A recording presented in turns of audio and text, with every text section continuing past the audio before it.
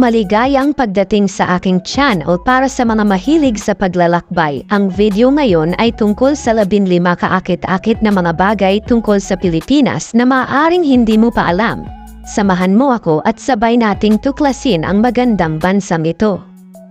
Pero bago natin umpisahan ang ating paglalakbay, at kung bago ka pa lang sa ating channel, huwag kalimutang mag-subscribe at e-like ang ating video. Alam mo ba na ang Pilipinas ay binubuo ng mahigit 7,000 isla sa kanlurang karagatang Pasipiko? Sa napakaraming isla, maaari mong isipin na ang bansa ay may magkakaibang hanay ng mga kultura, wika at tradisyon. Time zone, ang Pilipinas ay ang tanging bansa sa Timog Silangang Asya na sumusunod sa Western European Time Zone, ibig sabihin, kapag 12 noon sa Manila, 6 AM pa lang sa Paris. Jeepney, isa sa pinakakakaibang moda ng transportasyon sa Pilipinas ay ang jeepney, pinaghalong jeep at minivan na makulay na pinalamutian ng mga painting at sticker. Ito ay mura at madaling makuha, na ginagawa itong isang popular na pagpipilian para sa mga lokal. Chocolate Hills. Ang Chocolate Hills ay isang hindi pangkaraniwang geological formation na matatagpuan sa lalawigan ng Bohol. Ito ay isang likas na kababalaghan na binubuo ng humigit kumulang 1,260 burol na natatakpan ng berdeng damo na nagiging kayumanggi sa panahon ng tagtuyot. Kaya tinawag na Chocolate Hills. Tarsier. Ang tarsier ay ang pinakamaliit na unggoy sa mundo. At ito ay matatagpuan lamang sa Pilipinas.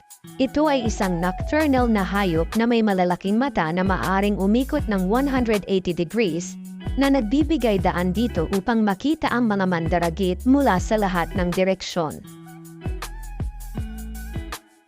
Adobo. Ang adobo ay isang signature dish sa Pilipinas na hindi mo dapat palampasin. Ito ay isang simple ngunit masarap na ulam na binubuo ng manok o baboy, toyo, suka, bawang, at iba pang pampalasa na inatsara at kumbulo hanggang lamambet. Bulkang Mayon. Ang Bulkang Mayon ay isa sa mga pinakaaktibong bulkan sa Pilipinas na matatagpuan sa lalawigan ng Albay. Kilala ito sa perpektong simetriko na hugis cone at mapanganib na pagsabog. Barong Tagalog.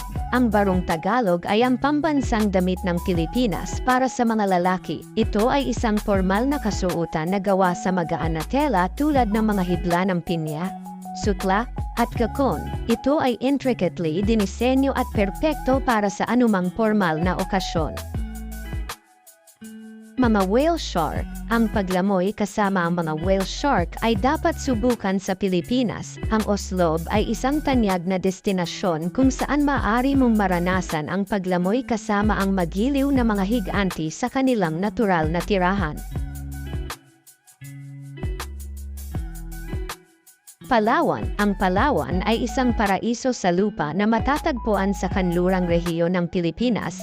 Ito ay tahanan ng sikat sa mundong Puerto Princesa Underground River, at palagi itong binoto bilang isa sa pinakamagandang isla sa mundo. Hagdan-hagdang Palayan. Ang Rice Terraces ng Philippine Cordilleras ay isang UNESCO World Heritage Site. Ito ay isang kahangahangang site na binubuo ng mga terrace na inukit sa gilid ng bundok na itinayo noon pang 2,000 taon na ang nakakaraan. Halo-halo. Ang halo-halo ay isang sikat na dessert na Pinoy na perpekto para sa tropical na klima ng bansa. Ito ay kombinasyon ng shaved ice, evaporated milk, prutas, sweet beans, at iba pang toppings na nagbibigay ng nakakapreskom at matamis na lasa. Boracay. Ang Boracay ay isa pang destinasyon na dapat puntahan sa Pilipinas. Ang mga puting buhangin na dalampasigan nito at ang malinaw na tubig ay kapansin-pansin. Ito ay palagi ang binoto bilang isa sa pinakamagandang isla sa mundo.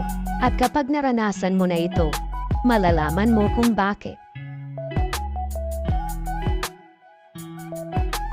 pagtanggap ng mga Pilipino. Ang mabuting pakikitungo ng mga Pilipino ay kilala sa buong mundo. Sila ay magiliw, palakaibigan, at mapagpatuloy na mga tao na magpaparamdam sa iyo sa tahanan saan ka man pumunta sa bansa. At dito na nagtatapos ang ating paglalakbay. Kung nagustuhan nyo ang ating video, huwag kalimutang i-like at mag-subscribe sa ating channel para updated ka sa susunod nating paglalakbay. Maraming salamat sa panunood.